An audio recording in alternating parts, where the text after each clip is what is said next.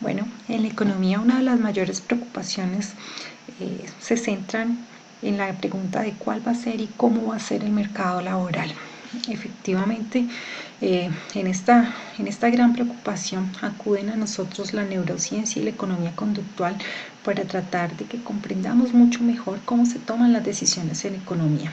Y allí juega un componente o una variable tradicional muy importante en economía, como es la racionalidad económica, que se pone en tensión frente a la intuición humana, es decir, la capacidad que tenemos los sapiens de reconocer patrones, y es un poco en esa medida que la economía conductual rompe con esta creencia habitual y tradicional de que sapiens era un Homus economicus muy racional y que todas nuestras decisiones estaban en el marco de la racionalidad económica, que decidíamos en esa perspectiva.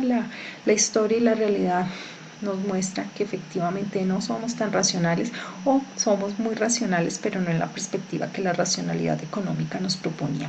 Todo lo contrario, seguimos intuiciones y respondemos, tomamos decisiones con base a intuiciones que, lejos de ser irracionales, tienen otras lógicas muy importantes. Bueno, en el marco de todas estas disrupciones de las que estamos hablando, pues efectivamente hay una amenaza directa a los puestos de trabajo por parte de la inteligencia artificial. Efectivamente, ese es un tema de frontera para economía, y por eso lo estamos presentando aquí, porque ustedes, como estudiantes de primer semestre de economía, será uno de los desafíos como profesionales que tendrán que resolver. No solamente un desafío que tenemos en la actualidad con altas tasas de desempleo. Esas altas de desempleo pueden verse agravadas, es decir, acrecentadas en la medida que la inteligencia artificial atraviese de manera transversal mucho más sectores en la economía. Entonces, esa inteligencia artificial pues está enmarcada en unas capacidades muy específicas. Por un lado, la conectividad, por otro lado, la capacidad de actualizarse rápidamente y el hacer parte de una red integrada.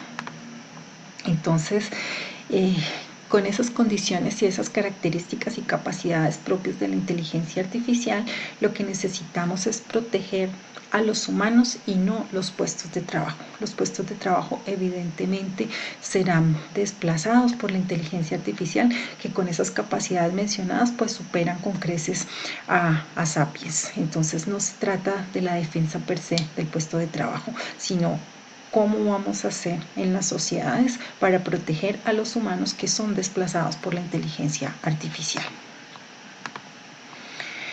En ese sentido, pues tareas que se transforman, hay muchas en vía de extinción, principalmente, como decía en un video anteriormente, todas aquellas tareas que son repetitivas y rutinarias pues pueden ser fácilmente asimilables por algoritmos, y por eso la medicina, la conducción y la conserjería pues están en esas. Pero hay otras tareas, chicos y chicas, que se mantienen, y son las tareas menos rutinarias. Entonces, esas tareas que no son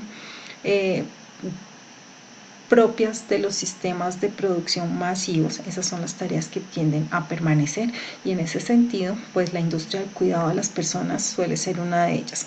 Aunque ustedes podrían decir que un robot podría atender a un enfermo es mucho más que sencillamente administrar dosis de medicamentos. Entonces, en el tema de la industria del cuidado, todavía podemos decir que Sapiens tiende a ser indispensable y que no necesariamente será reemplazado tan rápidamente. Podemos hablar entonces también de unos nuevos empleos. Indiscutiblemente no podemos competir con la inteligencia artificial, tienen capacidades y habilidades que no son fácilmente emulables por los humanos, pero con esas condiciones pues efectivamente la inteligencia artificial rápidamente puede desplazar a los humanos. Habría que preguntarse entonces cómo hacemos para evitar esa pérdida de empleos, cuántos puestos de trabajo nuevos se necesitan, hacia qué sectores que no vamos a ser sustituidos necesitamos empezar a trasladarnos.